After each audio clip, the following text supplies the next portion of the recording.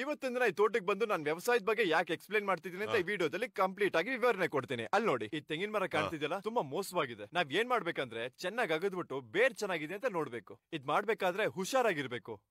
ಇದು ಬೇಡ ಅಂದ್ರೆ ನಾವು ಒಂದ್ಸಲ ತಿಂದು ತೋರ್ಸೋಣ. ಕಾಡು ಹಂದಿ ಬರೋದಿಲ್ಲ, ಕೋತಿಗಳ ತೊಂದರೆ ಇಲ್ಲ, ಇಲಿಗಳ ತೊಂದರೆ ಇಲ್ಲ, ಕೀಟಗಳ ತೊಂದರೆ ಇಲ್ಲ, ಹುಳ ಉಪ್ಟೆಗಳ ತೊಂದರೆ ಇಲ್ಲ. ಇದ್ರ ತಲೆ ಕೊರ್ದು ಕೆಳಗಡೆ ಬೀಳೋದಿಲ್ಲ.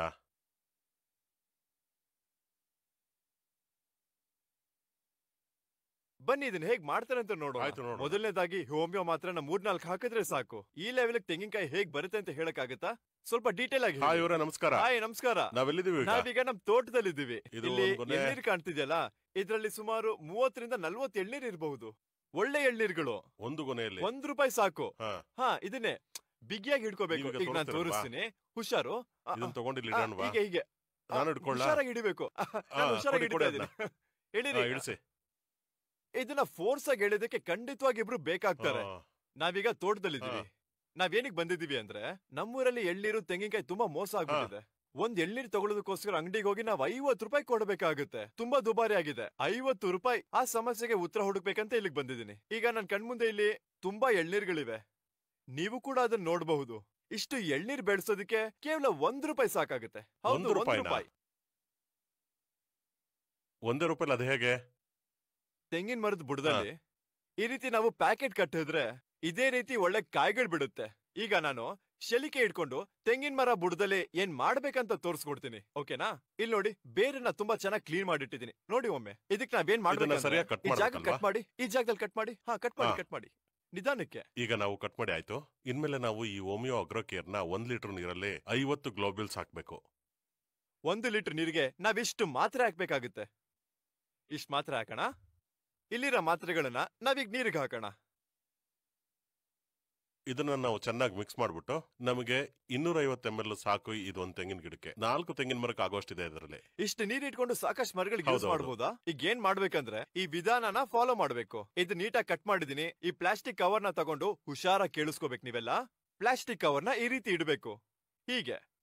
ಆಮೇಲೆ ಇದ್ರೊಳಗಡೆ ಆ ಮಾತ್ರೆ ನೀರಿನ ಸೊಲ್ಯೂಷನ್ ನ ಇದ್ರೊಳಗಡೆ ಹಾಕ್ಬೇಕು. ನೀರ್ ಹಾಕಿದ್ ಮುಗಿದ್ಮೇಲೆ ಈ ರೀತಿ ನಾವು ಮಾಡ್ಕೋಬೇಕಾಗತ್ತೆ. ಆಮೇಲೆ ಇದನ್ನ ಕಟ್ಬೇಕಾಗತ್ತೆ. ಪ್ಲಾಸ್ಟಿಕ್ ಕವರ್ ಕಟ್ಟಿದ್ಮೇಲೆ ಇದ್ರ ಮೇಲೆ ಮಣ್ಣನ್ನು ಜರುಗಿಸ್ಬೇಕಾಗತ್ತೆ. ಈ ರೀತಿ ಮಾಡಿ ಮುಗಿಸ್ಬೇಕು. ಸರ್, ನಾವಿಷ್ಟೆಲ್ಲ ಮಾಡಿದ್ಮೇಲೆ ಸಾಕು. ಮರದಲ್ಲಿ ಒಳ್ಳೆ ಎಳ್ನೀರ್ಗಳು ಬರುತ್ತಲ್ವಾ? ಇದರಿಂದಾಗಿ ಜಾಸ್ತಿ ಕಾಯಿಗಳು ಬೆಳಿತವೆ ಅನ್ನೋದಷ್ಟೇ ಅಲ್ಲ, ಯಾವ್ದು ಕೆಟ್ಟು ಹೋಗೋದಿಲ್ಲ, ಇಲಿಗಳ ತೊಂದರೆ ಇರೋದಿಲ್ಲ, ಕೀಟಗಳ ತೊಂದರೆ ಇರಲ್ಲ, ಕೋತಿಗಳ ತೊಂದರೆನೂ ಇರಲ್ಲ. ಅದೇ ರೀತಿ ಹುಳ ಉಪ್ಟೆಗಳು ಅದ್ರ ತಂದೆನೂ ಕೊರೆಯೋದಿಲ್ಲ, ಕೆಟ್ಟ ಹೋಗಿ ಹಾಗೆ ಕೆಳಗಡೆ ಬೀಳೋದಿಲ್ಲ. ನಿಜ ಹೇಳ್ಬೇಕು ಅಂತಂದ್ರೆ ನಮ್ಗೆ ತೆಂಗಿನಕಾಯಿ ಇಳುವರಿನ ಹೆಚ್ಚಿಗೆ ಮಾಡೋದಕ್ಕೆ ತುಂಬಾ ಒಳ್ಳೆ ಸಹಾಯ ಮಾಡುತ್ತೆ ನಮ್ಮ ಈ ಹೋಮಿಯೋ ಅಗ್ರೋಕೇರ್. ಈಗ ನಾವು ಈ ವ್ಯವಸಾಯ ಟೆಕ್ನಿಕ್ ನ ಟೆಸ್ಟ್ ಮಾಡಿದವ್ರ ಎಕ್ಸ್ಪೀರಿಯನ್ಸ್ ಅಂತ ತಿಳ್ಕೊಂಡ್ ಬರೋಣವಾ? ಇದನ್ನ ತುಂಬಾ ವರ್ಷದಿಂದ ಯೂಸ್ ಮಾಡಿದಂತ ಅಣ್ಣ ಇದಾರೆ. ಅಣ್ಣ, ಈ ಪ್ರಾಡಕ್ಟ್ ಯೂಸ್ ಮಾಡಿದಲ್ಲ ಎಕ್ಸ್ಪೀರಿಯನ್ಸ್ ಹೇಳಿ. ಕನ್ನಡದಲ್ಲಿ ಮಾತಾಡ್ತೀನಿ. ಹೇಳಿ ಅಣ್ಣ, ಹೇಳಿ. ನಾನು ಏನ್ ಸಮಸ್ಯೆಗಳಿದೆ ಅಂದ್ರೆ, ಆನೆ ಆಮೇಲೆ ಇಲಿ, ಇದರಿಂದೆಲ್ಲ ಪ್ರಾಬ್ಲಮ್ ಆಗುತ್ತೆ. ಇಲ್ಲಿ ಜನ ಏನ್ ಹೇಳೋರು ಅಂದ್ರೆ, ಆನೆಗಳು ಇಲ್ಲಿ ಬರುತ್ತೆ ಅಂತ ಹೇಳೋರು. ನನ್ನ ಕಾಯಿಗಳೆಲ್ಲ ಮರದ ಮೇಲಿರುವಂತದ್ದು, ಹಾಗಾಗಿ ಸಮಸ್ಯೆ ಇಲ್ಲ. ಅದಕ್ಕೆ ನನಗೆ ಏನ್ ಮಾಡಿದೆ ಅಂದ್ರೆ ಅದನ್ನ ಯೂಸ್ ಮಾಡಿದೆ. ಅದರಿಂದ ಒಳ್ಳೆ ರಿಸಲ್ಟ್ ಬಂತು. ಇದಕ್ಕೆ ಮುಂಚೆ ಇದ್ದಂತಹ ಮರಗಳನ್ನ ನೋಡಿದಿದ್ರೆ ಅಷ್ಟೇನು ಚೆನ್ನಾಗಿರ್ತಿರ್ಲಿಲ್ಲ. ಈ ಔಷಧಿಗಳನ್ನ ಹಾಕಿದ್ಮೇಲೆ ನಾನು ಬಂದು ಮರಗಳನ್ನ ನೋಡಿದ್ರೆ ನನಗೆ ತುಂಬಾ ಸಂತೋಷ ಆಗ್ತಿತ್ತು. ಖಂಡಿತ ಇದನ್ನೇ ಎದುರು ನೋಡ್ತಾ ಇದ್ದಿದ್ದು. 6 ತಿಂಗಳು ಬೇಕಾಗುತ್ತೆ. ಇದನ್ನ ಯೂಸ್ ಮಾಡಕ್ಕಿಂತ ಮುಂಚೆ ಇವ್ರ ತೋಟದಲ್ಲಿ ಬೆಳವಣಿಗೆ ಬಹಳ ಕಡಿಮೆ ಇತ್ತಂತೆ. ಉಪಯೋಗಿಸಕ್ ಶುರು ಮಾಡ್ದಂಗಿಂತ ಬೆಳವಣಿಗೆ ಸಾಕಾಗಿದೆ. ಎಕರೆ ತುಂಬಾ ಮರಗಳನ್ನ ಹಾಕಿದ್ದಾರೆ. ನೋಡಿ, ಮರದಲ್ಲಿ ಬಾಳೆಕಾಯಿ ಹೆಂಗ್ ಬಿಟ್ಟಿದೆ ಅಂತ ನೋಡಕ್ ಬಹಳ ಸುಂದರವಾಗಿದೆ. ಬಾಳೆಕಾಯಿ ಮರಗಳನ್ನ ನೋಡ್ರಿ ನೀವೆಲ್ಲ ಸೇರ್ಕೊಂಡು. ಪ್ರತಿಯೊಂದ್ ಮರದಲ್ಲೂ ಬಾಳೆಕಾಯಿ ಒಳ್ಳೆ ಸೈಜ್ ಗಳು ಬಿಟ್ಟಿದೆ. ಈ ಸೈಡ್ ಇಂದ ಬಾಳೆಕಾಯಿ ಮರ ಎಷ್ಟು ಸುಂದರವಾಗಿದೆ. ಕಾಯಿಗಳಿದೆಯಲ್ಲ, ಹಣ್ಣಾಗೋ ಸ್ಟೇಜ್ ಬಂದಿದೆ. ಒಂದಕ್ಕಿಂತ ಒಂದ್ ಕಾಯಿ ಒಳ್ಳೆ ಸೈಜ್ ಬಂದಿವೆ. ನೋಡೋದಕ್ಕೆ 2 ಕಣ್ ಸಾಲದಿಲ್ಲ. ನೋಡಿ ಎಷ್ಟು ವಿಶಾಲವಾಗಿದೆ ಬಾಳೆನ್ ಮರಗಳು. ನಿಜ ಹೇಳ್ಬೇಕಂದ್ರೆ ನಾವು ಕರ್ನಾಟಕದಲ್ಲಿ ಈ ಥಿಯರಿನ ಕಲೀಲೇಬೇಕು. ಈ ರೀತಿ ಸ್ಟೆಪ್ಸ್ ಫಾಲೋ ಮಾಡಿದ್ರೆ ಸಾಕಷ್ಟು ವ್ಯತ್ಯಾಸ ಕಾಣುತ್ತೆ. ತುಂಬಾ ಖರ್ಚು ಕೂಡ ಬೀಳೋದಿಲ್ಲ. ನಾವ್ ಇನ್ನೊಬ್ರ ಜೊತೆ ಮಾತಾಡೋಣ. ಪ್ರಾಡಕ್ಟ್ ನ ಯೂಸ್ ಮಾಡಿದಂತ ಅಣ್ಣನ ಜೊತೆ ಮಾತಾಡೋಣ. ಅಣ್ಣ, ಹೇಳಿ ಅಣ್ಣ, ಹೇಗಿದೆ ನಮ್ ಪ್ರಾಡಕ್ಟ್? ಚೆನ್ನಾಗಿದೆ ರೀ, ಚೆನ್ನಾಗಿ ಯೂಸ್ ಮಾಡಿದೀವಿ. ಬಾಳೆಗೆ 6 ತಿಂಗಳಿಂದ ಯೂಸ್ ಮಾಡ್ತಾ ಇದ್ದೀನಿ. ಇವಾಗ ಕಡ್ಲೆಗೂ ಕೂಡ 2 ತಿಂಗಳಿಂದ ಯೂಸ್ ಮಾಡ್ತಾ ಇದ್ದೀನಿ. ಬರೀ ಬಾಳೆಹಣ್ಣು ಮರ ತೆಂಗಿನ ಮರ ಮಾತ್ರ ಅಲ್ಲ, ಈ ಪ್ರಾಡಕ್ಟ್ ನಾವು ಎಲ್ಲಾ ಸಸ್ಯಗಳ ಮೇಲೆ ಯೂಸ್ ಮಾಡಬಹುದು. ನೋಡಿ ಹಾಗಿದ್ರೆ ಈ ಪ್ರಾಡಕ್ಟ್ ಎಲ್ಲಾ ಕಡೆ ಯೂಸ್ ಮಾಡಬಹುದು ನಾವು. ನಾನು ಇಲ್ಲಿ ತನಕ ಬರೀ ಬಾಳೆಹಣ್ಣು ಮರ ತೆಂಗಿನ ಮರಕ್ಕೆ ಮಾತ್ರ ಯೂಸ್ ಮಾಡಬಹುದು. ಚೆನ್ನಾಗಿದೆ, ಒಳ್ಳೆ ರಿಸಲ್ಟ್. ನಾನು ತುಂಬಾ ಜನನ ತೋಟ ಕರ್ಕೊಂಡ್ಬಂದು ತೋರಿಸಿದ್ದೀನಿ. ಈ ರೀತಿ ಇದನ್ನ ಬಳಸಿದ್ರೆ ಈ ರೀತಿ ಈಲ್ಡ್ ಬರುತ್ತೆ ಅಂತ ತೋರಿಸಿದ್ದೀನಿ. ಇವಾಗ ಇದೇ ರೀತಿ 2 ತಿಂಗಳಿಂದ ಇದಕ್ಕೂ ಯೂಸ್ ಮಾಡ್ತಿದ್ದೀನಿ. ತೆಂಗಿನ ಮರ ಮಾತ್ರ ಅಲ್ಲದೆ ಬಾಳೆಕಾಯಿ ಮರ ಮತ್ತೆ ಸೇಬೆಕಾಯಿ ಮರ ಎಲ್ಲಾ ಸಸಿಗಳ ಮೇಲೆ ಈ ಪ್ರಾಡಕ್ಟ್ ನ ನಾವು ಚೆನ್ನಾಗಿ ಯೂಸ್ ಮಾಡಬಹುದು. ಎಲ್ಲಾ ಸಸಿಗಳ ಮೇಲೆ ಈ ಪ್ರಾಡಕ್ಟ್ ಯೂಸ್ ಮಾಡಿದ್ರೆ ಒಳ್ಳೆ ಬೆಳವಣಿಗೆ ಬರೋದಂತ ಗ್ಯಾರಂಟಿ. ರಿಸಲ್ಟ್ ಕೂಡ ಸಕ್ಕತ್ತಾಗಿರುತ್ತೆ. ನೀವು ಎಲ್ಲಿ ಬೇಕಾದ್ರೂ ಟೆಸ್ಟ್ ಮಾಡಬಹುದು. ವಯನಾಡ್ ಜನಗಳಿಗೆ ಬೇಕಾದ್ರೂ ಕೇಳಿ. ಹೇಳ್ಬೇಕಂದ್ರೆ ಇದನ್ನ ಬಳಸ್ತಿರುವಂತ ಸ್ಥಳಗಳಲ್ಲಿ ಒಂದು ಕಾಡು ಹಂದಿ ಕಾಟ ಇಲ್ಲ, ಕೋತಿಗಳ ತೊಂದರೆ ಇಲ್ಲ, ಇಲಿಗಳ ತೊಂದ್ರೆನೂ ಇಲ್ಲ. ನಿಜವಾಗ್ಲೂ ಹೇಳ್ಬೇಕಂದ್ರೆ ಒಂದು ಅದ್ಭುತ ಇದು. ಸರ್, ಇದು ಆನೆಗಳು ಕೂಡ ಬರೋದಿಲ್ಲ ಅಂತ ಹೇಳಿದ್ರಲ್ಲ, ನಿಜವಾಗ್ಲೂ ಹೇಳಿ ಪ್ರಾಡಕ್ಟ್ ನಲ್ಲಿ ಕೆಮಿಕಲ್ಸ್ ಇಲ್ಲ ಅಂತ ಹೇಳ್ತಾ ಇದ್ದೀರಾ? ಇದರಲ್ಲಿ ಯಾವುದೇ ಕೆಮಿಕಲ್ ಗಳನ್ನ ಬಳಸಿಲ್ಲ. ಹೋಮಿಯೋ ಔಷಧಿ ಅನ್ನೋದು ಮಾತ್ರ ಇದೆ ಇದರಲ್ಲಿ. ಇದನ್ನ ಬೇಕಿದ್ರೆ ನಾವು ತಿಂದು ತೋರಿಸಬಹುದು. ನಾವು ತುಂಬಾ ಸ್ಪಷ್ಟವಾಗಿ ಹೇಳೋದೇನಂದ್ರೆ, ರೈತರುಗಳಿಗೆ ನಮ್ಮ ಗಿಡ ಮರಗಳಿಗೆ ಉಪಯೋಗ ಆಗೋ ರೀತಿ ಇದನ್ನ ತಯಾರು ಮಾಡಿದೀವಿ. ಅದು ಅಲ್ಲದೆ ಮನೇಲಿ ಯಾರಿಗಾದ್ರೂ ಜ್ವರ ಬಂತು ಅಂದ್ರೆ ಇದನ್ನ ಅವರು ತಗೋಬಹುದು. ಇದನ್ನ ನೋಡಿದ್ಮೇಲೆ ಯಾರು ಕೂಡ ತಿನ್ನೋದಕ್ಕೆ ಹೋಗ್ಬೇಡಿ, ಸ್ವಲ್ಪ ಹುಷಾರು. ಆದ್ರೆ ಇದರಲ್ಲಿ ವಿಷ ಇರೋದಿಲ್ಲ ಅನ್ನೋದು ಮುಖ್ಯವಾದ ಪಾಯಿಂಟ್. ನಾವು ಸಾಮಾನ್ಯವಾಗಿ ತಿನ್ನುವಂತ ಮಾತ್ರ ಇದಾಗಿರೋದಿಲ್ಲ, ಸ್ವಲ್ಪ ಹುಷಾರಾಗಿರ್ಬೇಕು. ಇದು ಬರೀ ಸಸಿಗಳಿಗೆ ಯೂಸ್ ಮಾಡೋಂತ ಪ್ರಾಡಕ್ಟ್, ತಿನ್ನೋದಕ್ಕೆ ಹೋಗ್ಬೇಡಿ. ಇವಾಗ ನೀವು ನನ್ನ ಹತ್ರ ಕೇಳಿದ್ರಲ್ವಾ, ಕೆಮಿಕಲ್ ಏನಾದ್ರೂ ಇದೆಯಾ ಇದರಲ್ಲಿ, ಆನೆ ಓಡಾಯ್ತು ಅಂತ ಹೇಳಿದ್ರಲ್ಲ. ನಾನೊಂದು ಸಣ್ಣ ಉದಾಹರಣೆ ಹೇಳ್ತೀನಿ ಕೇಳಿ. ನಾವು ಒಂದು ಗೆಣಸು ಕೃಷಿ ಮಾಡಿದೀವಿ ಅಂತ ಇಟ್ಕೊಳ್ಳಿ. ಆ ಗೆಣಸಿಗೆ ಇಲಿ ಬಂದು ತಿಂದೋಯ್ತು ಅಂತ ಇಟ್ಕೊಳ್ಳಿ. ಆ ಗೆಣಸನ್ನು ಮತ್ತೆ ಉಳಿದ ಗೆಣಸುಗಳನ್ನು ಒಂದ್ ವೇಳೆ ನಾವು ತಿಂದ್ರೆ ಏನಾಗಬಹುದು ಅಂತ ಹೇಳಿ? ಕಹಿ ಆಗುತ್ತಲ್ವಾ? ಯಾಕೆ ಕಹಿ ಆಗುತ್ತೆ ಹೇಳಿ?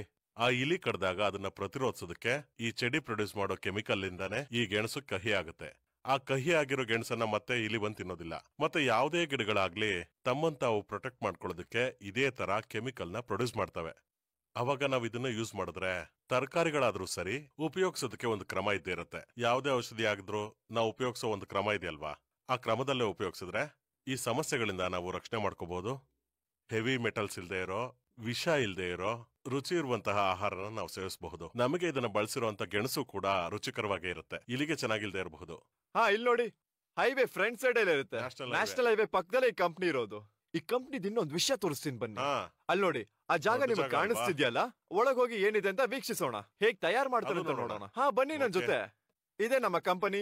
ಅದಾದ್ಮೇಲೆ ಇಲ್ಲಿ ನೋಡಿ, ನಮ್ಮ ವ್ಯವಸಾಯಕ್ಕೋಸ್ಕರ ರೆಡಿ ಆಗಿರುವಂತ ಪ್ರಾಡಕ್ಟ್ ಗಳು ಎಲ್ಲ ತಯಾರಾಗಿವೆ. ಮಣ್ಣಿಗೆ ಬೇಕಾದಂತ ಪ್ರಾಡಕ್ಟ್ ಗಳು ಇಲ್ಲಿ ಸಾಕಷ್ಟು ವಿಭಿನ್ನವಾದಂತ ಪ್ರಾಡಕ್ಟ್ ಗಳು ಅವೈಲೇಬಲ್ ಇರುತ್ತೆ. ನೋಡಿ ಪ್ರಾಡಕ್ಟ್ಸ್ ಎಷ್ಟು ರೆಡಿ ಮಾಡಿಟ್ಟಿದ್ದಾರೆ ಅಂತ. ಎಲ್ಲಾ ಸೇರ್ಸಿದ್ರೆ ಸುಮಾರು 29 ಪ್ರಾಡಕ್ಟ್ಸ್ ಗಳಿದೆ. ಇಲ್ಲಿ ನೋಡಿ, ನನ್ನ ಕೈನಲ್ಲಿರುವಂತ ಸ್ಪೆಷಲ್ ಆದ ಹೋಮಿಯೋ ಮಾತ್ರೆಗಳು. ಇದನ್ನ ಯೂಸ್ ಮಾಡಿದ್ರೆ ಒಳ್ಳೆ ಬೆಳವಣಿಗೆ ಬರುತ್ತೆ ಅಂತ ಯಾವ ವಿಶ್ವಾಸದಿಂದ ಹೇಳ್ತಿದ್ದಾರೆ? ಇದ್ರ ಹೆಸರುಗಳನ್ನ ಓದ್ ನೋಡ್ಬೇಕು. ಈ ತರ 40 ಡಿಫರೆಂಟ್ ಆದ ಔಷಧಿಗಳಿದ್ರಲ್ಲಿದ್ದಾವೆ. ಡಿಫರೆಂಟ್ ಆದ 35 ವರ್ಷಗಳ ಸಂಶೋಧನೆಯಿಂದ ಒಂದೊಂದು ಗಿಡಗಳಿಗೂ, ತೆಂಗಾದ್ರೂ, ಬಾಳೆ ಆದ್ರೂ, ತರಕಾರಿಗಳಾದ್ರೂ ಎಲ್ಲದಕ್ಕೂ ಕಂಡಿಡಿದಿದ್ದಾರೆ. 40 ವೆರೈಟಿ. ಸರಿಯಾಗಿ ನೋಡಿ ಅದನ್ನ. ಇಲ್ಲಿ ನೋಡಿ, ನನ್ ಕಣ್ ಮುಂದೆ ಇಲ್ಲಿ 40 ಪ್ರಾಡಕ್ಟ್ಸ್ ಗಳಿವೆ. ಪ್ರತಿಯೊಂದು ಪ್ರಾಡಕ್ಟ್ ಗೆ ವಿಭಿನ್ನವಾದಂತ ಹೆಸರು ಕೂಡ ಇಟ್ಟಿದ್ದಾರೆ. 40 ಬೇರೆ ಹೆಸರುಗಳಿವೆ. ಈ 40 ಪ್ರಾಡಕ್ಟ್ ಗಳು ಉಪಯೋಗಕ್ಕೆ ಬರ್ತವ? ನಿಜ ಹೇಳಿ. ಬಾಟ್ಲ್ ಆಗ್ಲಿ, ಒಂದು ಗುಳಿಗೆ ಆಗ್ಲಿ, ಈ 40 ವಿಧದಲ್ಲಿರೋ ಕಾಂಬಿನೇಷನ್ ಇರೋದ್ರಿಂದ ಗಿಡಗಳಲ್ಲಿ ರಿಸಲ್ಟ್ ಕಾಣ್ತಾ ಇದೆ. ಖಂಡಿತ ನಿಮ್ ತೋಟದಲ್ಲಿ ಒಳ್ಳೆ ಬೆಳವಣಿಗೆ ಆಗ್ಬೇಕಂದ್ರೆ ಈ ಪ್ರಾಡಕ್ಟ್ ನ ದಯವಿಟ್ಟು ಯೂಸ್ ಮಾಡಿ. ಯಾವುದೇ ಕೃಷಿ ಆಗಿರ್ಬೋದು, ತೆಂಗಿನಕಾಯಿ, ಬಾಳೆಕಾಯಿ, ಸೀಪೆಕಾಯಿ, ಪ್ರತಿಯೊಂದು ಸಸಿಗಳು ತುಂಬಾ ಉಪಯೋಗ